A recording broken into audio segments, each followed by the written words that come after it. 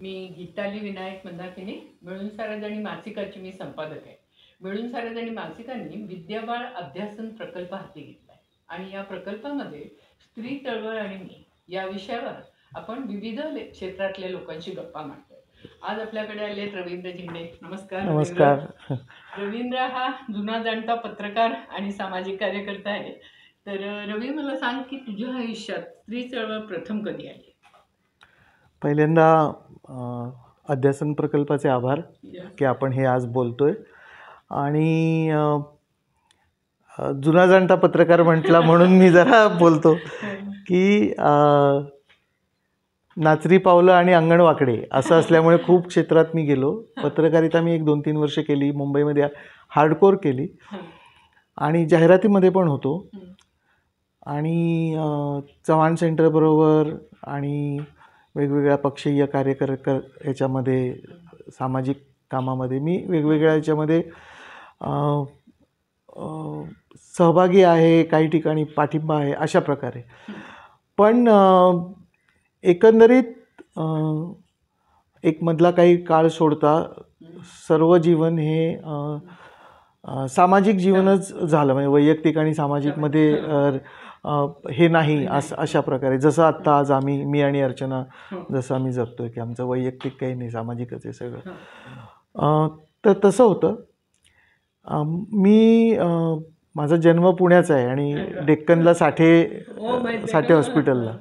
त्यामुळे मी कुठल्याही पुणेकराला सांगू शकतो की माझ्याशी वाद घालायचं नाही, मी पक्का पुणेकर आहे. पण माझं शिक्षण सगळं मुंबईमध्ये झालं आणि फारच एक चांगली गोष्ट घडली अशी की तिथे 2 शाळांचे ऑप्शन होते.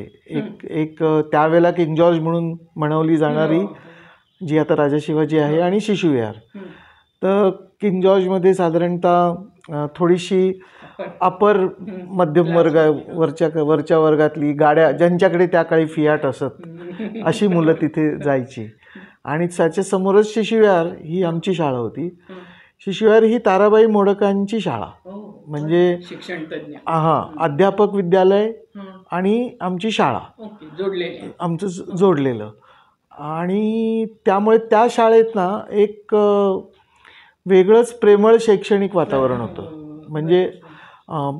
म्हणजे मॉन्टेसरी कशी असावी हे शिकवणाऱ्या बाईंच्या शाळेतच आमची मॉन्टेसरी होती. त्यामुळे फारच सुंदर. म्हणजे मला आठवतं आहे की सुरुवातीचे आमचे वागण्या बोलण्याचे सगळे संस्कार त्यांनी त्या 2 वर्षात, म्हणजे डबा खाताना सांडायचं नाही किंवा आपली हे उचलून ठेवायची, असं इथपासून ते हाताचे जे खेळ होते, बाटलीत, त्यावेळेला रॉकेलचा जमाना होता, तर ते बाटलीत फनेल ठेवायचं, त्यात पाणी भरायचं, असे हाताचे स्किल्स. आणि एकच वर्ग, म्हणजे गुजराती मीडियम आणि मराठी मीडियम असे एका इयत्तेचे 2च वर्ग. त्यामुळे तुला गुजराती येतं का? हां, त्यामुळे पण येतं. आणि दुसरी गोष्ट, आमच्या आता जी बालाजी बिल्डिंग आहे, तेव्हा काटावाला बिल्डिंग होती, त्याच्यामध्ये मराठी गुजराती असं एक असं. आणि त्यावेळेला दुसरी गोष्ट की दूरदर्शनवर सिनेमे यायचे, तर शनिवारी प्रादेशिक सिनेमा असायचा. तर एका शनिवारी मराठी आणि एका शनिवारी नाही, कुठल्या तरी दुसऱ्या भाषेचा. तर त्याच्यामध्ये बंगाली, गुजराती, ओरिया असे सिनेमे खूप यायचे. आणि त्यावेळेला दुसरं काहीच नव्हतं सिनेमा बघायचा. त्यामुळे ते गुजराती शेजारी लहानपणी ऐकलेलं, बोललेलं, आणि मग सिनेमातून ते अधिक चांगल्या प्रकारे, म्हणजे त्यामुळे तर मला वाटतं ते भाषेचं आता सध्या चाललं आहे ना. आणि आता आम्ही एक जर्मन भाषा शिकवण्याचा प्रकल्प पण करतोय. तर त्याच्यामध्ये माझ्या असं लक्षात आलं की जर्मन भाषा शिकवण्यासाठी सगळं जे तंत्र वापरतात ते असं आहे की आधी बोलायला शिकतायत आणि मग नंतर लिहायला शिकतायत. आणि आपण एक भाषा करताना पहिल्यांदा आ इ शिकतो आणि मग बोलायला, मग आपण ग्रामर शिकतो. तर ते मला वाटतं सहज भाषा शिकण्याची ती पद्धत आहे.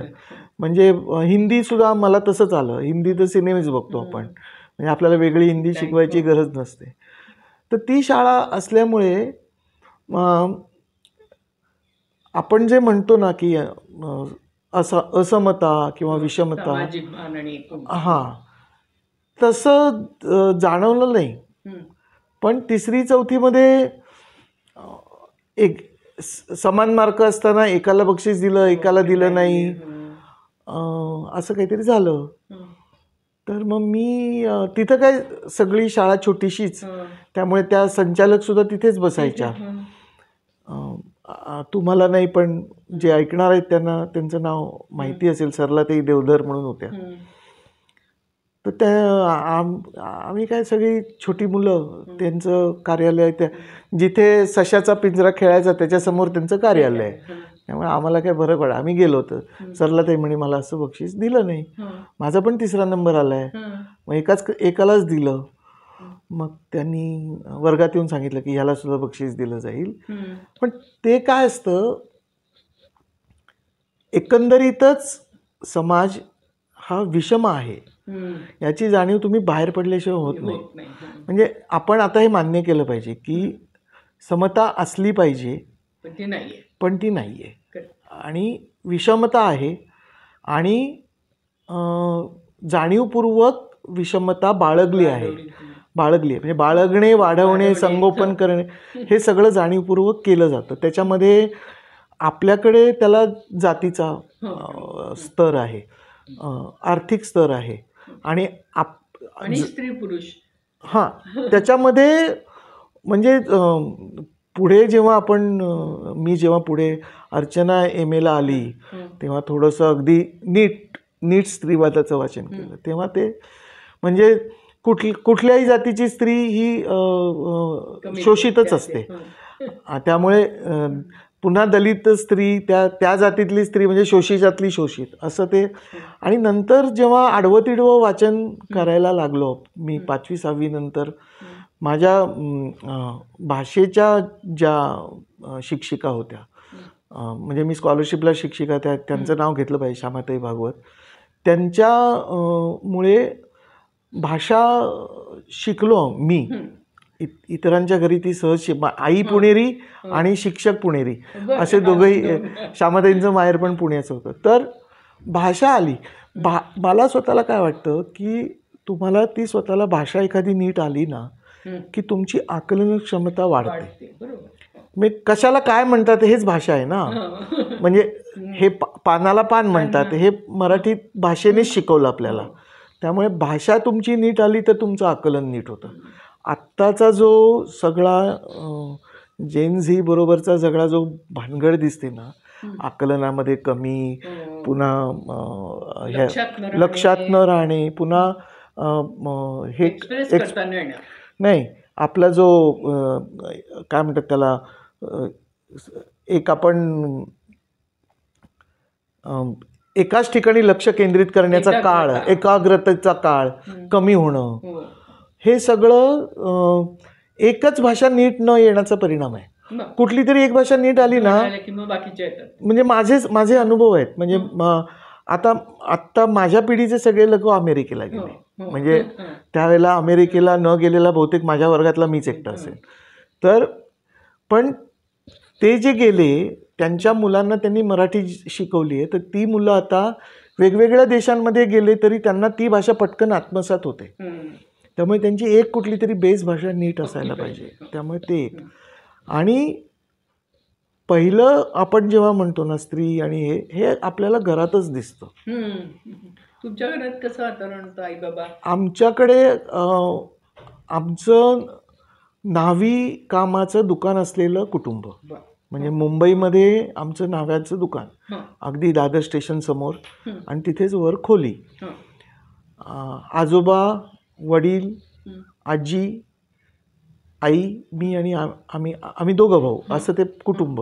आजी खूपदा गावी असायची, आजी आजोबा. पण आजोबा 3-4 महिने इथे असायचे, म्हणजे मला कळतं तेव्हापासून.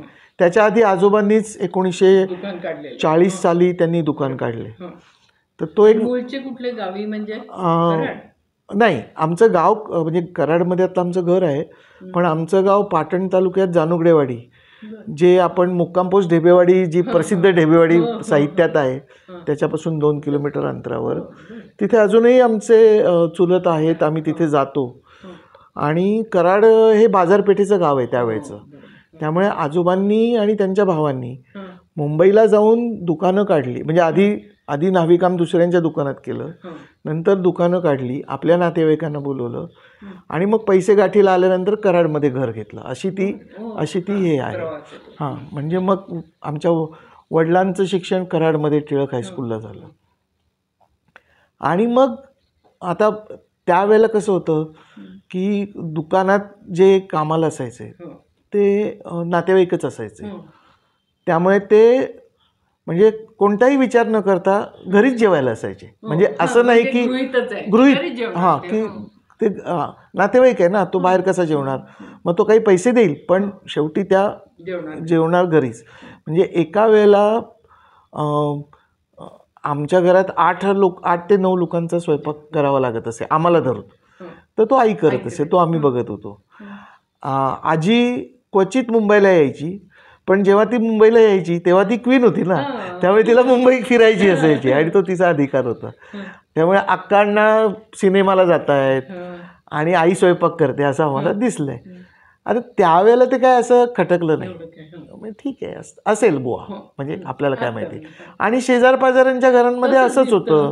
म्हणजे आता ज्या गुजराती घरांमध्ये सुद्धा सगळे लोक उठून कामावर जातात आणि जी बा आहे ती त्या सगळ्या भावांना आणि ह्यांना जेवण करते. त्याची एक सून असेल तर ती पण करते. म्हणजे असं फार काही खूप असं वेगळं फरक नव्हता. पण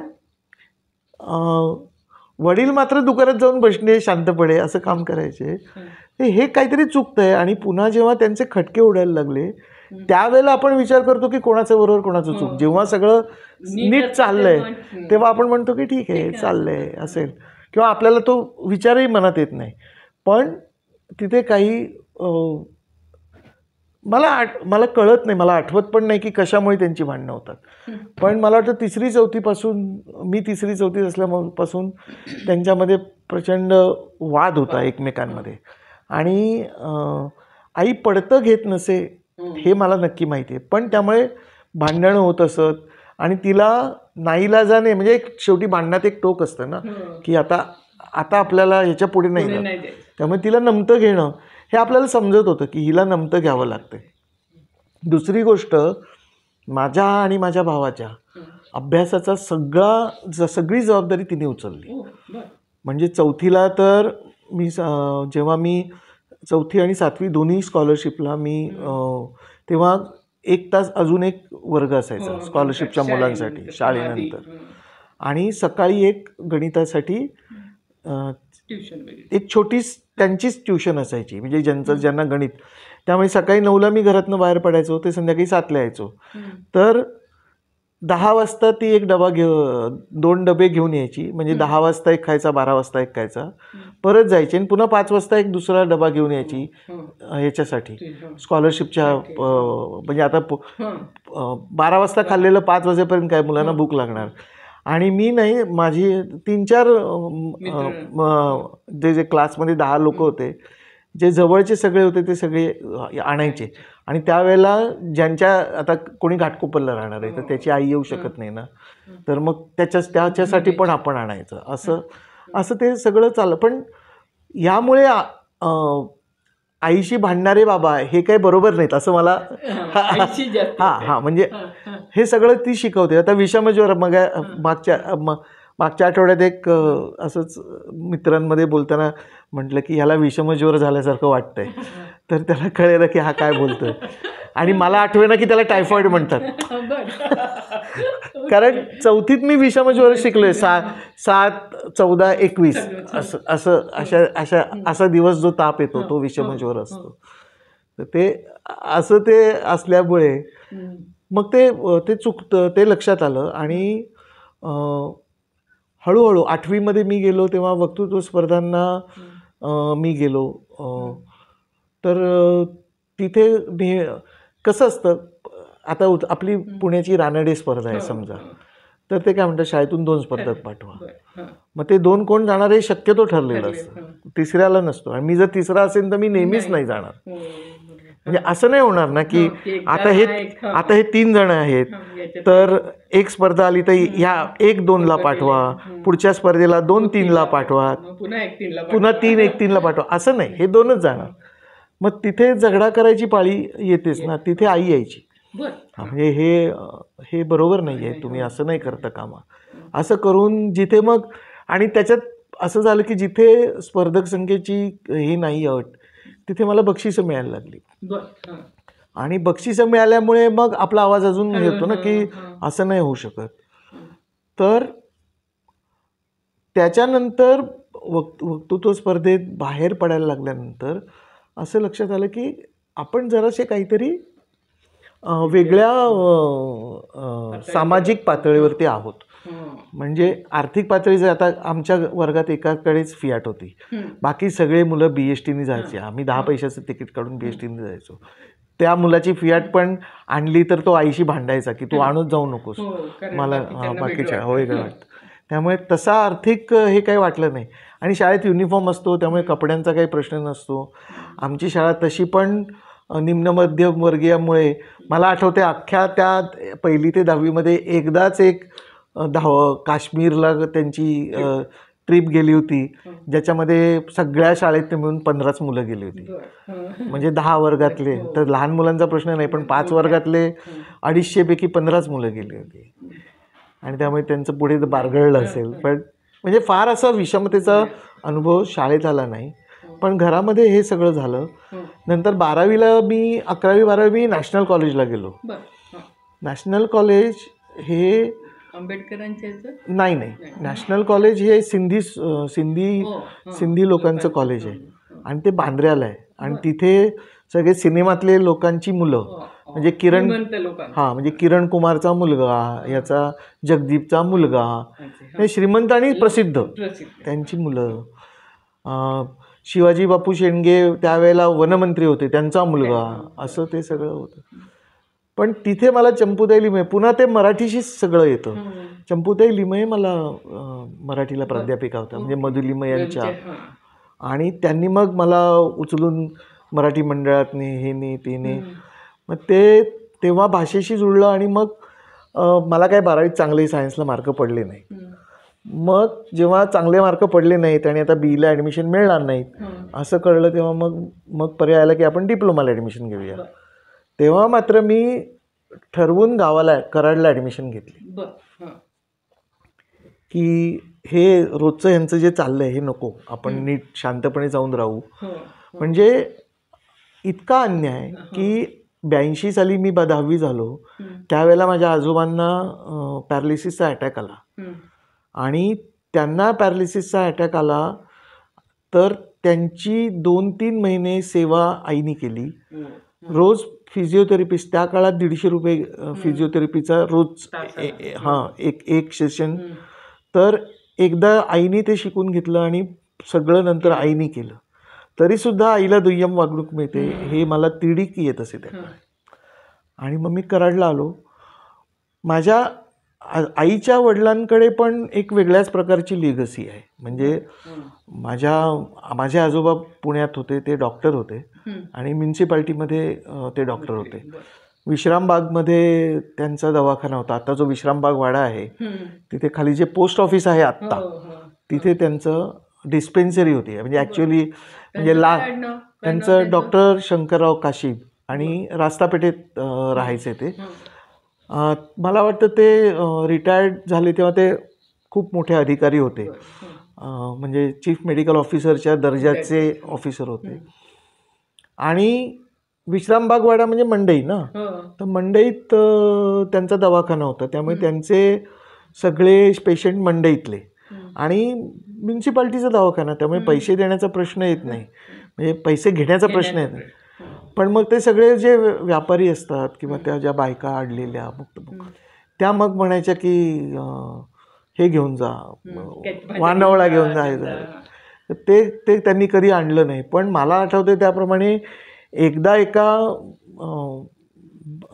रात्री एकानी, मी मे महिन्याच्या सुट्टीत असताना रात्री एकाने येऊन कडी वाजून त्यांना नेलं. ती मुलगी अडली होती, तिला त्यांनी स्वतः उचलून नेऊन ससूनला का KMला ॲडमिट केलं. तिची सुटका झाली. मग त्यावेळेला त्यांनी आंब्याची पेटी आणून दिली होती. तर ती म्हणजे अक्षरशः तो म्हणजे आमच्या आजीशी भांडला की तुम्ही ते ठेवून नाही घेतली तर बघावं. तर हे असं होतं. त्याचं कारण असं की आमचे आजोबा रयत शिक्षण संस्थेमधले पहिले वैद्यकीय डॉक्टर आणि ते धनिनीच्या बागेत म्हणजे आता ज्या त्यावेळेला त्यांच्याबरोबर शंकरराव खरात होते, इब्राहिमभाई मुल्ला होते, ती त्या बॅचमध्ये होते. आणि त्यांचं जे वागणं होतं म्हणजे ते त्या काळात म्युन्सिपाल्टीत मोठे अधिकारी होते तरीसुद्धा ते इतके नम्र होते त्यांचं वागणं. तर हे सगळं कुठेतरी येतंच. आणि पुन्हा कर्मवीरांचं तर माझ्या स्वतःवरती वैयक्तिक अगदी सरळच वरदान असं आहे की माझ्या या आजोबांचं लग्नसुद्धा कर्मवीरांनीच लावलं. म्हणजे त्यांचे विद्यार्थी होते. आता मसूरवरनं त्यांनी एका खेड्यातल्या न्हावी मुलाला आणून पकडून डॉक्टर केलं. आता त्याला बायको पण शोधून दिली पाहिजे. तर ती कर्मवीरांनीच केलं. तर त्यामुळे बॅक ऑफ द माइंड तुम्हाला माहिती असतं की तुम्ही कोण आहात. आता आमच्या मुंबईच्या दुकानामध्ये गाडगेबाबा, कारण दादरला संत गाडगेबाबांनी ज्या धर्मशाळा बांधल्या त्या धर्मशाळा बांधण्याच्या काळात गाडगेबाबा एकदाच मुंबईला आले होते. तर ते आमच्या दुकानात आले होते. हे मी पाहिलेलं नाही, हे माझ्या आजोबांनी सांगितलं. मग त्यांनी काही घेतलं नाही, गाडग्यात दही घेतलं वगैरे वगैरे. पण इथून आपली एक ती चौकट आपली तयार होते की आपण आपण हे आहोत, आपल्याला असं वागायला पाहिजे असं. आणि मग या वागण्यामध्ये मग हे कसं चालतं. म्हणजे आईला त्रास होतोय आणि सगळ्या जगावरती उपकार करणारे, सगळ्या जगाच्या मुलींना पोटाला धरणारे आमचे आजोबा, आईचे वडील आईच्या अन्यायात का बोलत नाहीत. किंवा येतात आणि नुसते अश्रू ढाळतात आणि जातात, ज्ञानेश्वरीची प्रत भेट देतात, पण कृती काही करत नाहीत.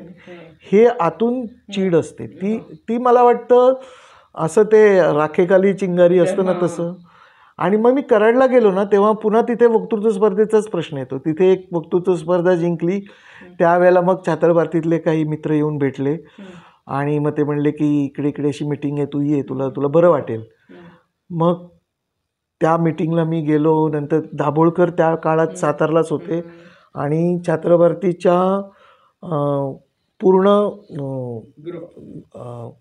ह्याची काय म्हणते त्याला विस्तार कसा व्हावा, जास्तीत जास्त मुलं कशी यावी याच्यासाठी मुबशहा, नायर डोळे, डॉक्टर दाभोळकर हे सगळे प्रयत्नशील होते त्या काळात. आणि त्या काळची मला खूप नावं आठवत नाहीत, पण असंही होईल की ती नाव होतं पण मला आठवलं नाही. पण मी सांगतो की त्या काळात जे कोणी सेवा दलाशी आणि समाजवादी विचारांशी संबंधित मोठी यदुनाथ तक्ते जे कोणी मोठी नावं होती त्या सगळ्यांना मी जवळजवळ भेटलेलो आहे. ते सगळे म्हणजे एसटीतून उतरायचं आणि झोळी घेऊन चालत कॉलेजवर जायचं हे मी सगळ्यांचं बघितलं आहे. म्हणजे हे असं आहे. आणि मग तिथे मात्र आपण कुरूंकर वाचायला सुरुवात केली. पुन्हा स्त्री आणि क्रांती धर्माधिकारींचं पुस्तक होतं, ते पुस्तक वाचलं गेलं. मग माझ्या असं लक्षात आलं, आता हे विषमतेचा पट वगैरे हे आत्ता आलेले शब्द आहेत, पण माझ्या असं लक्षात आलं की एकंदरीत इथं सगळे सारखे नाही आहेत. आणि काही लोक आहेत ना ते सतत पायाखाली तुडवायला जन्माला आलेले आहेत आणि त्याच्यामध्ये सर्वात जास्त भाग जो आहे तो स्त्रियांचा आहे. म्हणजे कराडमध्ये गेल्यानंतर, कराडचं आमचं घर त्यावेळेला कराड छोटं गाव होतं, 5 पेठांचं गाव होतं. कृष्ण हॉस्पिटलच्या बाहेर फक्त टायरवाल्यांची झोपड्या होत्या, त्याच्या पुढं काही नव्हतं. पण तिथं सगळा जो गाव असतो गावगाडा तो सगळ्या जातींचा होता. आता माझ्यासमोर म्हणजे आमच्या घराच्या समोर ते हे होते आपल्या नाथपंथीय, तर त्यांचं पत्र्याचं घर होतं. तिथे दर काहीतरी वारी, गुरुवारी असेल किंवा कुठलं माहीत नाही, तिथे ते भजन असायचं आणि ते काहीतरी असायचं.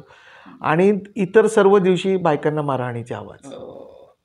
हां, मागच्या बाजूला एक गल्ली ओलांडून पलीकडे गेलं की बुधवार पेठ, ती सगळी नाही, बुधवार पेठेमध्ये सगळे शेड्यूल कास्ट आणि इतर, म्हणजे हो हो काही नाही, मी तुम्हाला सांगतो. सोमवार पेठेत ब्राह्मण राहणार, मंगळवार पेठेत आणि मंगळवार पेठेमध्ये पाटील, गुरुवार पेठेमध्ये मुसलमान आणि चांभार, शुक्रवारात सगळे मुसलमान, बुधवार पेठेत सगळे महार मांग चांभार.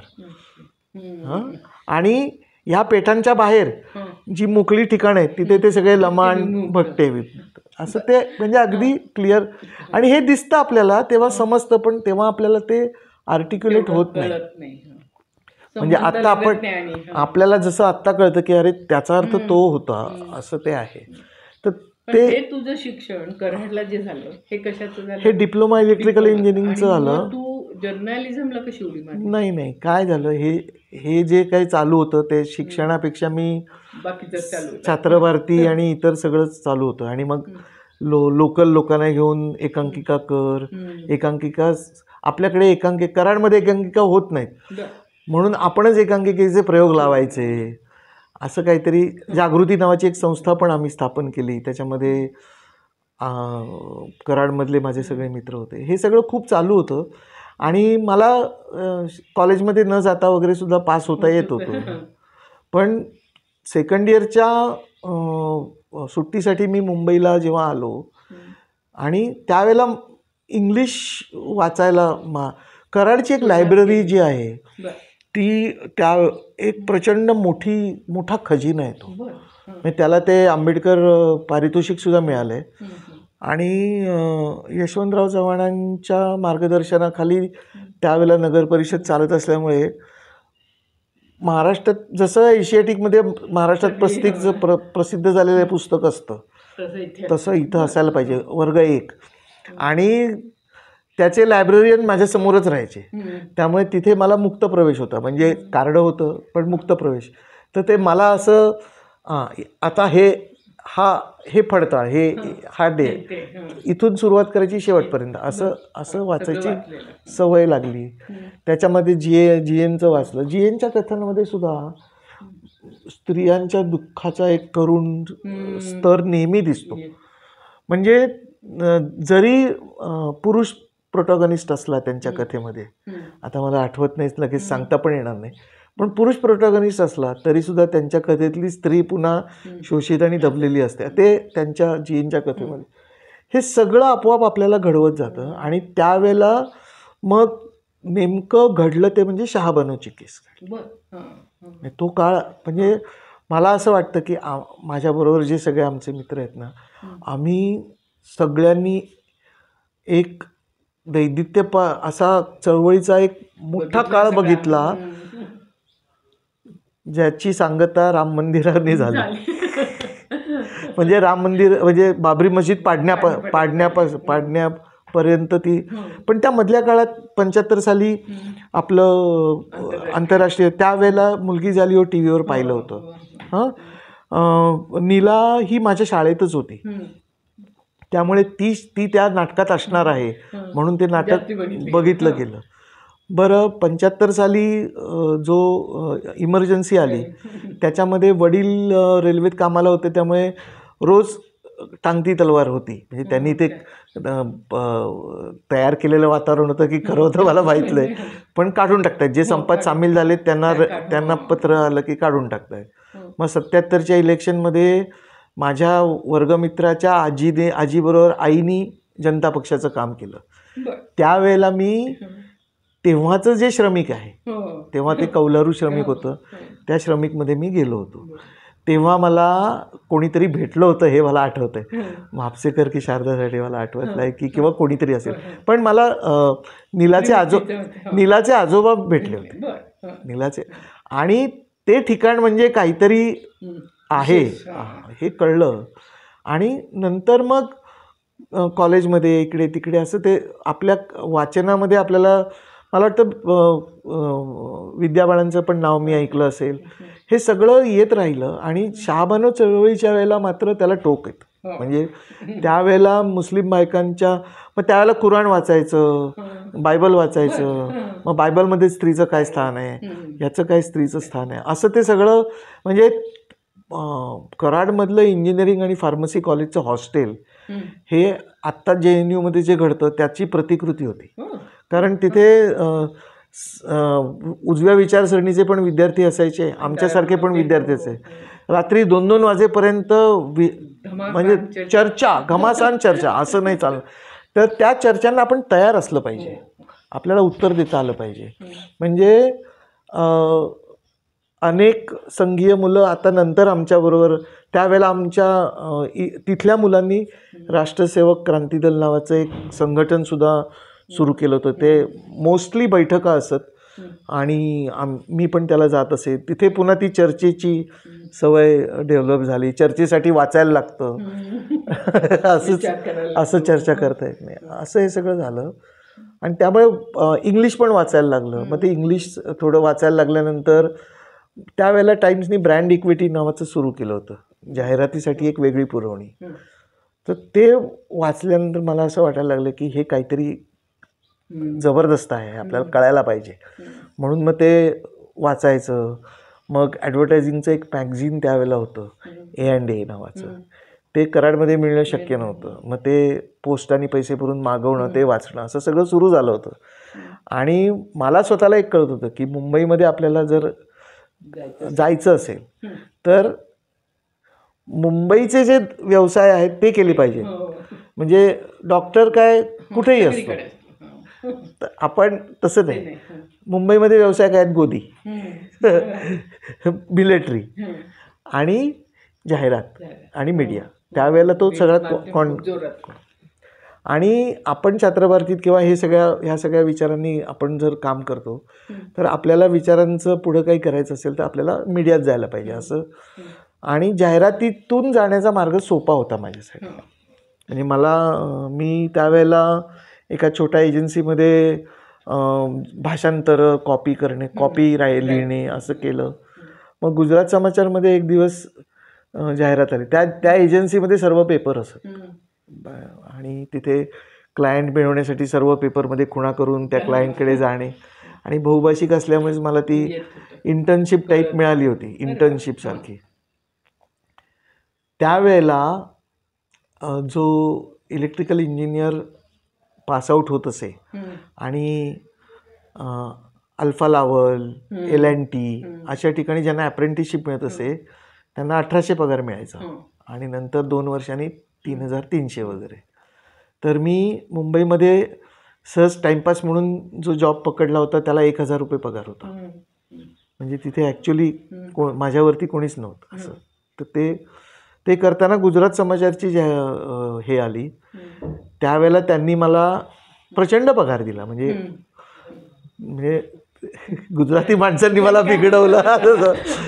आणि म्हणजे आता हे इंजिनिअरिंग पूर्ण करण्यात काही अर्थ नाही असं माझा समज झाला. त्यामुळे मी जाहिरातीच्या जगात आलो. नंतर बरंच यशवंतराव चव्हाण, प्रेमानंद रुपवते, दादासाहेब रुपवते यांच्याबरोबर नामदेव त्यावेळेला फक्त भेटले होते. आमची जवळीक नंतर झाली पुढे. पण नामदेवला दादासाहेब रुपवते जावई म्हणायचे, कारण ते मल्लिका शेखांना मुलगी, कारण शाहिरांची मुलगी ना. दादासाहेब रुपवते आणि शाहिरांचं एक जवळचं नातं होतं. म्हणजे महाराष्ट्रातले सगळ्या शाहिरांचं ते आदरस्थान असायचं. त्यामुळे त्यांच्या कुटुंबामध्ये समानतेची वागणूक मला दिसली. मग हे कसं घडतं आणि मग हे घडतं याचा अर्थ यांची जी विचारसरणी आहे, जी बाबासाहेबांकडून आलेली आहे, तिथे ह्या समतेचं मूळ आहे. म्हणजे मी असं म्हणणार नाही की सगळं दादासाहेबांच्या घरात असो किंवा सर्व बौद्धांच्या घरामध्ये समता आहे, पण निदान त्यांचं स्क्रिप्चर तरी सांगतं की समता असली पाहिजे. म्हणजे भगवद्गीता तत्वतः तरी समता असली पाहिजे असं ते सांगणारं. बुद्ध धर्म सुद्धा समता मानणारा आहे. तर ते मला दिसलं. आणि हे सगळं पुढे पुढे म्हणजे मी काय स्त्री चळवळीत नव्हतो, मी युवकांच्या चळवळीत होतो. यशवंतराव चव्हाण सेंटरच्या युवा मंचचा मी काम करत असे पहिल्यापासून का? हां, 86 पासून. कारण दादासाहेबांच्या इलेक्शनमध्ये आम्ही प्रचार केला, पथनाट्य केली होती. आणि त्यावेळेला दत्ता आणि कुसुम आम्हाला भेटले. आणि मग लग्नाचं कधी झालं तुझ्या? हे लग्न माझं 2006 साली झालं. तुझं हे दुसरं लग्न आहे? हो. तर पहिली त्याच्याविषयी बोलायला मला आवडेल, पण जी व्यक्ती इथं नाही त्याच्याविषयी आपण बोलू नये असं मला वाटतं. त्यामुळे तो लग्नापाशी जाऊ, हां तिथे जाऊ. तर मधल्या काळामध्ये मी जेव्हा माझं पहिलं लग्न मोडलं तेव्हा मी दारुडा झालो होतो. म्हणजे नाही, मी आधी जेव्हा पत्रकारितेत होतो त्यावेळेला महानगरमध्ये माझ्याकडे खूप चांगली जबाबदारी होती. माझ्याकडे बिझनेस पेज होतं. ठाण्याची पूर्ण आवृत्ती मी काढायची, बिझनेसचं पेज पूर्ण मी काढायचं, असं होतं. आणि मी तिकडे आधी महानगरला वगैरे बिझनेसच्या प्रेसच्या यायच्या नाहीत, पण तो हर्षद मेहताचा काळ होता, त्यामुळे छोट्या छोट्या प्रेस इन्व्हिटेशन्स यायला लागल्या. मग मी तिकडे जाऊन त्याच्यातलं जरासं आहे ते मोठं छापून आणलं की एजन्सीला वाटतं की अरे इथे आपल्याला कव्हरेज मिळतंय. मग मला ते बोलवायला लागले. माझी रोज संध्याकाळ ताज, ओबेरॉय, शेरेटॉन असं संध्याकाळ दुपार. त्यामुळे हां, आणि नाही आमच्याकडे दारू पिणं हे काही निषिद्ध मानत नाही. ठीक आहे, माणूस पुरुष आहे दारू पितो, त्यात काय एवढं काय, त्यात ठीक आहे. दारू मारत तर नाही ना, किंवा रात्री गडबड करत नाही ना. गडबड केली तर जरा वडिलांनी बोलायचं, याच्या पलीकडे काही नाही. त्यामुळे मला त्याच्यात काही आम्हाला काही वाटलं नाही. पण ते नंतर हे वैयक्तिक आयुष्यामध्ये बहुतेक पूर्ण जास्त स्वतःच्या चुकीमुळे हे जे झटके बसले, त्यामुळे एक देवदास झाला आणि माझा मुलगा मुख्यतः माझ्यापासून दूर झाला. I was very invested. आणि त्यामुळे मी पूर्णपणे दारूच्या आहारी गेलो. आणि मग दत्तानी अक्षरशः मला 2 वेळा ओढून कामावर नेलं की आता तू कामाला ये. तर एकदा पहिल्यांदा रेशनिंग कृतीमध्ये कामाला लावलं, तर ते काहीतरी 6 महिने चाललं. नंतर मग युवा मंचमध्ये ओढून नेलं, तिथे मी रमलो. आणि म्हणजे दिवसा दारू प्यायची नाही वगैरे असं. हां, मग त्या काळामध्ये अर्चना ही औरंगाबादला होती त्या सेलमध्ये, आणि ती त्या गझल परिवारामध्ये होती. आणि दत्ता त्या गझल परिवाराचा अगदी मुख्य भाग होता. त्यामुळे तिकडे औरंगाबादला गझल संमेलनात भेट झाली. पुन्हा इथे जे आमचं युवा मंचकडनं आम्ही एक नव्याने लिहिणाऱ्या साहित्यिकांसाठी एक नाशिकला तिथे भेट झाली.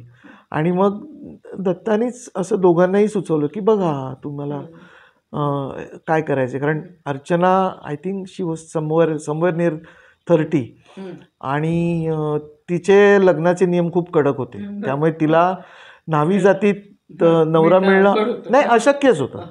म्हणजे मूल होऊ दे, स्वतःचं मूल नको, मंगळसूत्र घालणार नाही, असे तिचे जे नियम होते, त्यामध्ये तिला न्हावी जातीत नवरा मिळणं शक्य नव्हतं. आणि दुसऱ्या जातीतही मिळालं असतं की नाही सांगता येत नाही खरं म्हणजे. पण तेव्हा आमची भेट झाली, त्यांनी सुचवलं, आम्ही बोललो. आम्हाला असं वाटलं की ठीक आहे, म्हणजे मला स्वतःला नवीन आयुष्य पुन्हा उभं करण्यासाठी अँकर हवा होता, जो तो मिळाला. हां, कारण मला कळत होतं की जर आपण स्थिर झालो नाही तर आपलं काही खरं नाही, आपला मृत्यू होणार, दारू पिऊन आपण मरून जाणार, सोप्या भाषेत. आणि आई वडील त्यावेळेला तुम्हाला आधार देण्याच्या परिस्थितीत नसतात, कारण तुम्ही त्यांचं ऐकत नाही. आई वडिलांचं तुम्ही कुठे ऐकता त्या वयात, नाही ऐकत.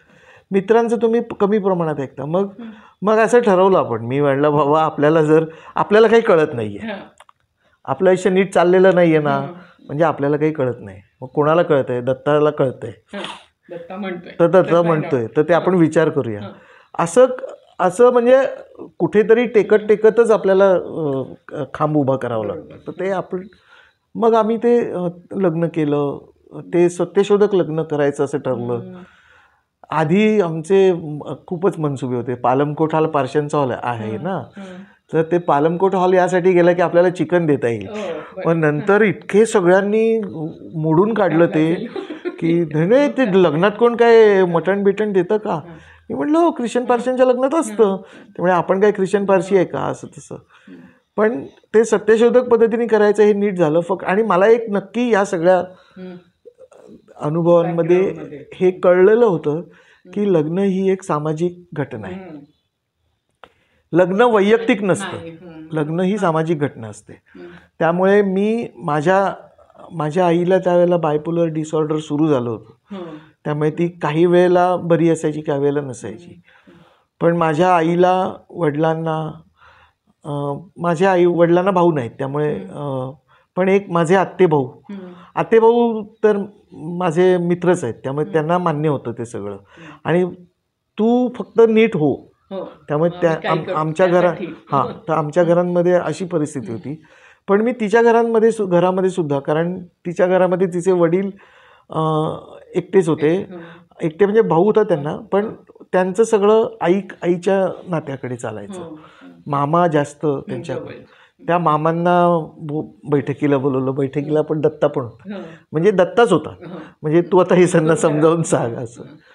पण हे मी जाणीवपूर्वक केलं की उद्या समजा मला काहीतरी झालं तर ती उघड्यावर पडायला नाही पाहिजे. दोन्ही कुटुंबांनी ॲक्सेप्ट केलेलं नातं पाहिजे. म्हणजे समजा तिला काय झालं तर मला कोणीतरी धरायला पाहिजे. मला काय झालं तर तिला कोणीतरी ओढून जाईल. हे जाणीवपूर्वक केलं. हे मला वाटतं हे जुन्या ह्याच्यातून जुन्या ह्याच्यातून बाईला डावलली जाण्याची शक्यता जी आहे ती डोक्यात असल्यामुळे हे घडलं असावं. त्यावेळेला हे डोक्यात होतं असं मला माहीत नाही. पण लग्न सामाजिक घटना. मग त्यानंतर हे घडलं. आणि त्याच्यानंतर 1 वर्षातच तिला एक ॲक्सिडेंट झाला. ती रिलायन्समध्ये होती. खूप चांगलं चाललं होतं आमचं. मुंबईला दुकानातून खूप पैसे मिळत होते. मग नंतर 7-8 साली तिला असं वाटायला लागलं की हे MSW आता आपल्याला पुरत नाही. आपण काहीतरी पुढे शिकायला पाहिजे. तिची PhD करण्याची खूप वर्षापासून इच्छा होती. तर मग म्हणलं ठीक आहे. मग त्याला नाही अरुणा पेंडसेंना भेटायला गेलो आम्ही. तर त्यावेळेला मी पत्रकार होतो. त्यामुळे मला असं वाटायचं की आपल्याला सगळं समजतं. म्हणजे वाटतं का नाही आता नंतर कळतं आपल्याला की आपल्याला माहिती सगळ्याची आहे. म्हणजे पत्रकारितेमध्ये गंमत अशी होते की you are well inform but you are not studied. किंवा तुम्हाला, आणि पुन्हा प्रतिभा हा वेगळी गोष्ट आहे, विजडम ही वेगळी गोष्ट आहे, नॉलेज ही वेगळी गोष्ट आहे, आणि इन्फॉर्मेशन ही वेगळी गोष्ट आहे. हे पण नंतरच कळतं ना. त्यामुळे पण अरुणा पेंडसेंनी एका भेटीत मला नीट सांगितलं की तू बाहेर जा, मी हिच्याशी बोलते. पण तेव्हा मला समजलं की हे बरोबर आहे. म्हणजे आपल्याला हे कळतं ना की जसं दत्तानी काही सांगितलं तर अरुणा पेंडसे अर्चनाला काहीतरी सांगतायत, ते बरोबर असणार आहे.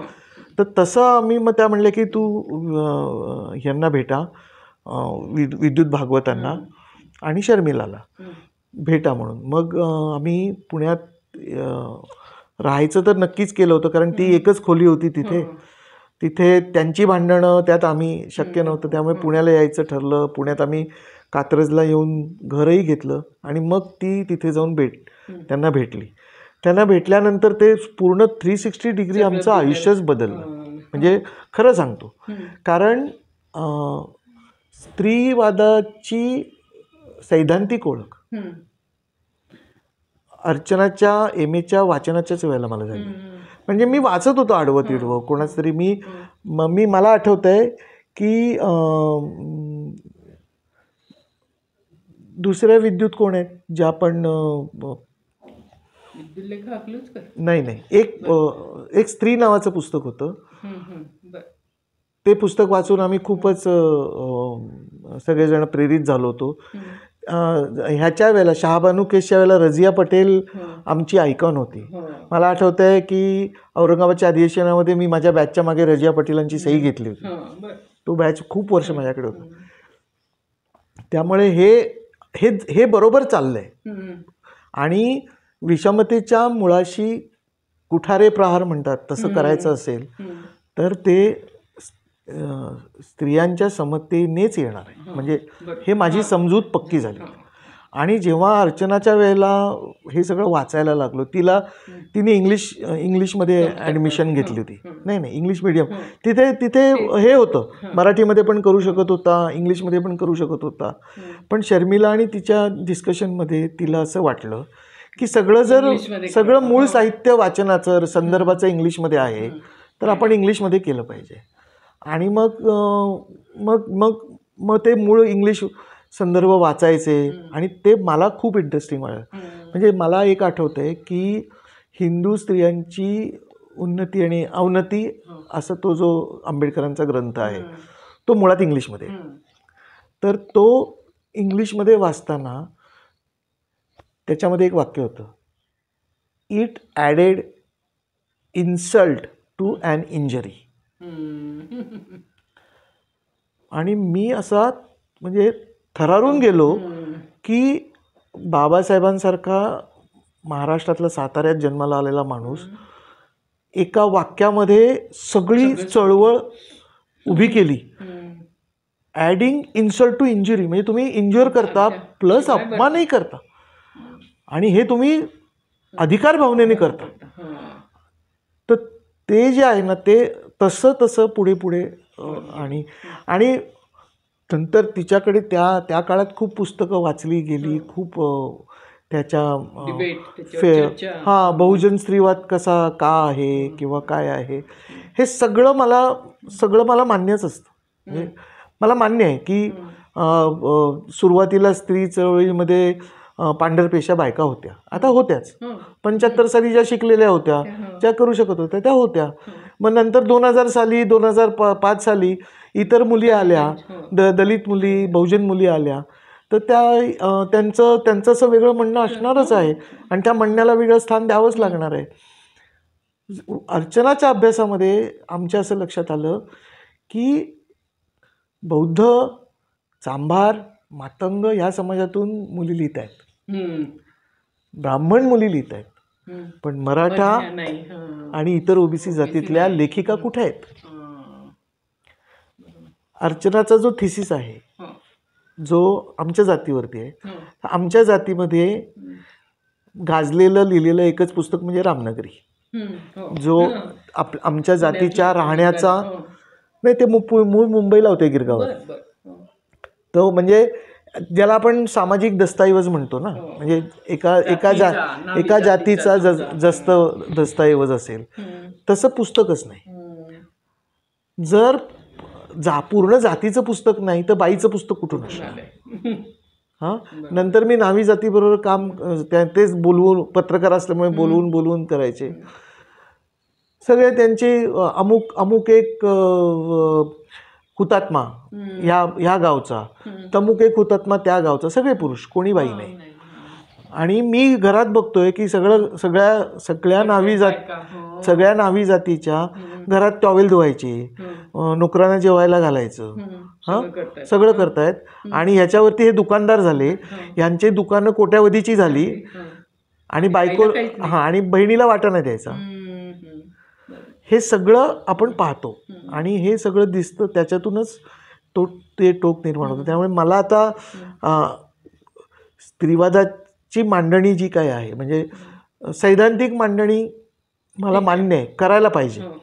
पण मला असं वाटतं की आपण मुळात जाऊन काम करूया. म्हणजे माझी एक मैत्रीण असं म्हणते की 1 इंच खोल काम करू 1 मैल 1 मिलीमीटर पसरण्यापेक्षा. तुमच्याकडे जे काय आहे नॉलेज ते 1 मिलीमीटरचा थर मैलभर पसरवायचा, त्यापेक्षा तो 1 इंच खोल रोवा, म्हणजे त्याच्यातनं काहीतरी उगवेल. त्यामुळे मग आम्ही जेव्हा स्वतःचं जतन फाउंडेशन सुरू केलं तर समतेच्या जवळ जाणारा ह्या सगळ्या डेव्हलपमेंट जार्गनमधला एकच शब्द आहे, तो म्हणजे इन्क्लुजन. इक्वॅलिटी हा शब्द आहे, पण त्यांनी तो आता मागे टाकला आहे. त्या जार्गनमध्ये तो मागे आहे.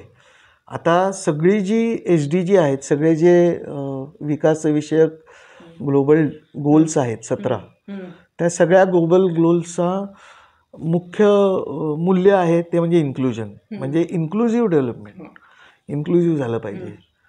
तर त्यांना काय त्याचा अर्थ घ्यायचा असेल तो घेऊ दे. आणि संस्था म्हणजे आपल्याला सरकारशी ह्याच्याशी त्याच्याशी संबंध येणार, त्यामुळे इन्क्लुजन ही संज्ञा आपण घेतली आहे, पण आपल्याला माहिती आहे आपण समतेसाठी काम करतो. आणि नेमकं त्यावेळेला कोविड आलं, त्यामुळे आरोग्यात आपण म्हणजे त्यावेळेला कोविडची मशीन्स आली, आपली ऑक्सिजनची मशीन्स आली, त्याच्यातून चष्म्याचा प्रोजेक्ट सुरू झाला. पण चष्म्याचा प्रोजेक्टसुद्धा आम्ही यासाठी घेतला की त्या देणाऱ्या एजन्सीचं म्हणणं असं होतं की 50% तुम्ही बायकांना चष्मे द्या, अदरवाईज तुम्हाला आम्ही प्रोजेक्ट नाही देणार. तर मी म्हटलं आम्हीच तुम्हाला उलटं असं म्हटलं असतं की असं असं पाहिजे. आणि त्याच्यात महत्त्वाचं मला म्हणजे सुरुवातीला 10,000च चष्मे आपण केले. त्यावेळेला माझ्या असं लक्षात आलं की आत खोलपर्यंत घरात जाण्याचा हा मार्ग आहे.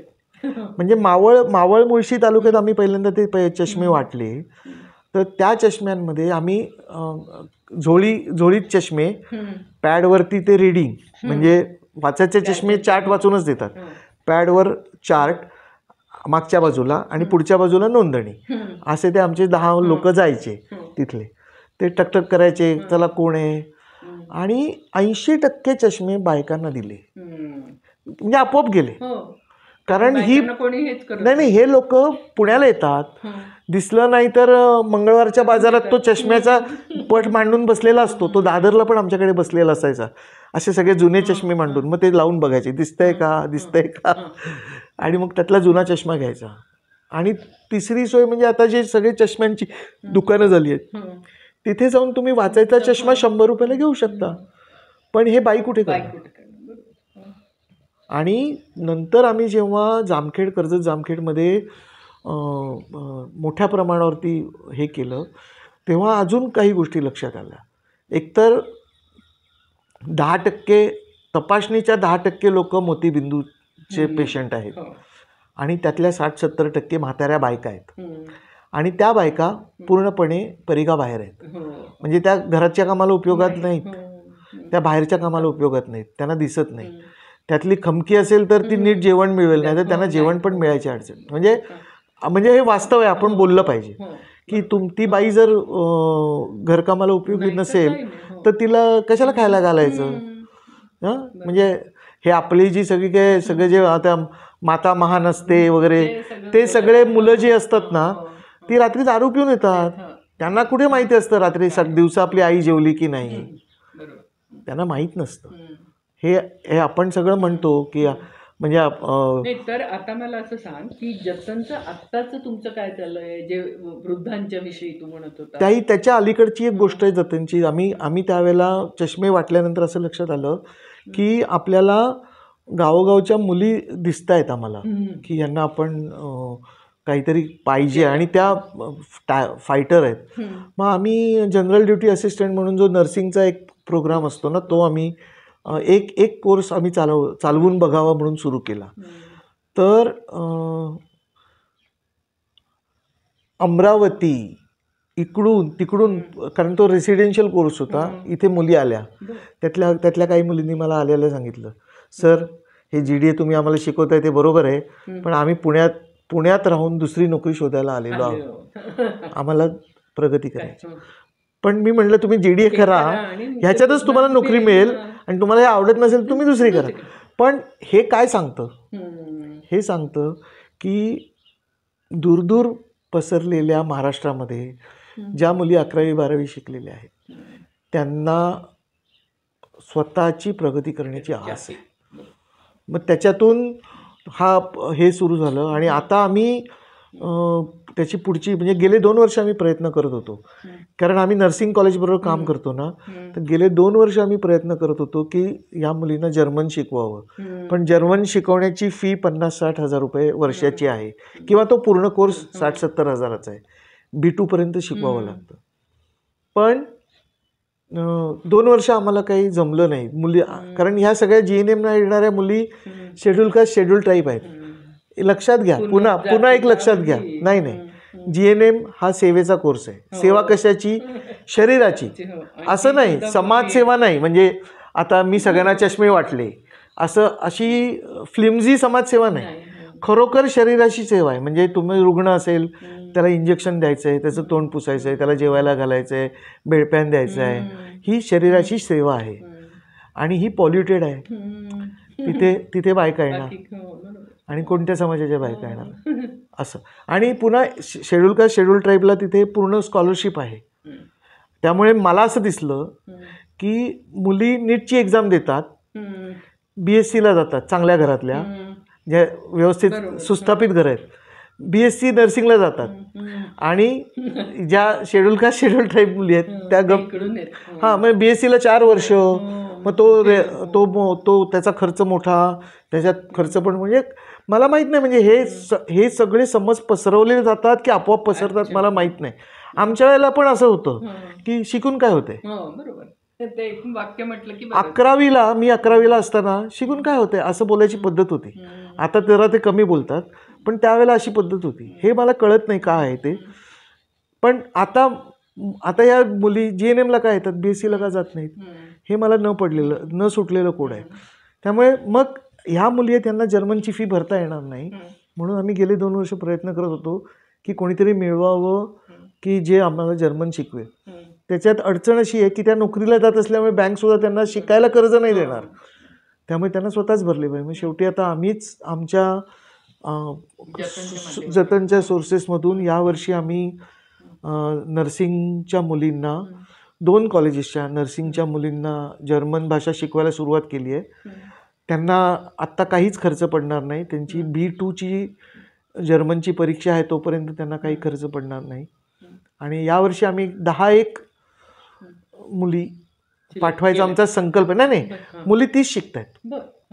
ह्या कॉलेजमध्ये 15 आहेत, त्या कॉलेजमध्ये 15-20 आहेत. म्हणजे संख्या जास्त आहे, पण त्यातली गळती होईल असं असतं. सगळे शेवटपर्यंत टिकत नाहीत. म्हणजे आत्ता नोंदणी 45 झाली, ॲक्च्युअल 40 आले, आता 30 टिकलेत, असं ते चालतं. पण 10 लोक क्वालिफाय तरी होतील, जातील की नाही ते माहिती नाही. तर ते आत्ता सुरू आहे. आणि मला स्वतःला, म्हणजे मला जे देणं वाटतं ना, ते मला कर्मवीर आणि आंबेडकर या 2 लोकांचं देणं, जर मी या आयुष्यात महात्मा फुले ह्यांचं जर मी फेडलं नाही तर माझं आयुष्य काही नाही उपयोगी नाही झालं. शांती भिंती जाते, म्हणजे वाया गेलं ना. नाही तर पुढे काय, म्हणजे आता भविष्यात काय प्लॅन आहे? नाही, आता हे जर्मनचं आहे आपल्याला करायचं. आणि असे वेगवेगळ्या ठिकाणी आहे ना, आपल्याला मुळात कुठे इंटरव्हेन्शन करता येते, ह्या गोष्टी आता करायच्या आहेत.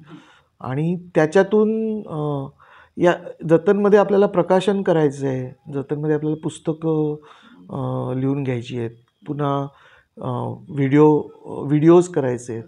तर ह्याच्यामध्ये आपण हे इन्क्लुजनमध्ये आम्ही 2 गोष्टी पुढे ठेवल्यात. एक म्हणजे मायनॉरिटीज, मग त्या कसल्याही असोत, भाषिक असोत किंवा दिव्यांगांचं सुद्धा तू म्हणून जास्ती करतो. दिव्यांगांचं आलं ते, म्हणजे मी चव्हाण सेंटर बरोबर काम करत असल्यामुळे दिव्यांगांची तिथे जो एक मंच आहे त्याच्याशी माझं बरोबर काम सुरू झालं. पण प्रत्येक ठिकाणी पुन्हा हेच दिसतं. म्हणजे म्हणजे बाईला जर पोलिओ असेल तर ती घरात खुरडत चालेल, तिला क्रचेस मिळणार नाही, तिला बूट नाही मिळणार, तिला कोणी हे नाही देणार, खुर्ची नाही देणार, तिला शिकायला नाही देणार. हे सगळं म्हणजे मला आमच्या भाषेत झीट देणं म्हणतात. मला कंटाळा आलाय की आता सगळीकडे जाऊन पुन्हा तेच सिद्ध होतं. नाही सिद्ध होतं ते की सगळीकडे विषमतेची हीच दरी सारखी सिद्ध होते. आणि मग मला लिहिणाऱ्या लोकांचा कंटाळा येतो. नाही म्हणजे मिळून साऱ्या जणी किंवा प्रेरक ललकारी किंवा अशी जी मासिकं आहेत त्यांचं स्थान चळवळीतलं वेगळं आहे. पण फेसबुकवर लिहायचं, निषेध व्यक्त करायचा आणि उद्या आपण या ठिकाणी काहीतरी काम करायला जाऊ त्यावेळेला म्हणजे मी असं म्हणत नाही, मी मी मी अनेक कार्यक्रमांना जात नाही, ते माझ्याविषयी असं म्हणू शकतात.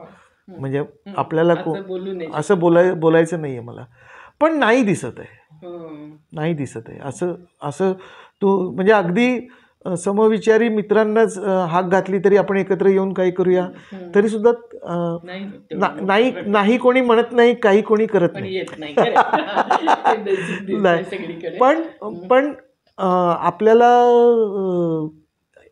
गाडगेबाबा आणि कर्मवीरांनी सांगितलेलं आहे की झोळी पसरायची, नाही मिळालं तर पुढच्या दारात जायचं, काम करायचं, नाही काम करत राहणं हे गरजेचं आहे. आणि ही गरज माझी नाही आहे, ही ह्या सगळ्या संपूर्ण भवतालाची गरज आहे.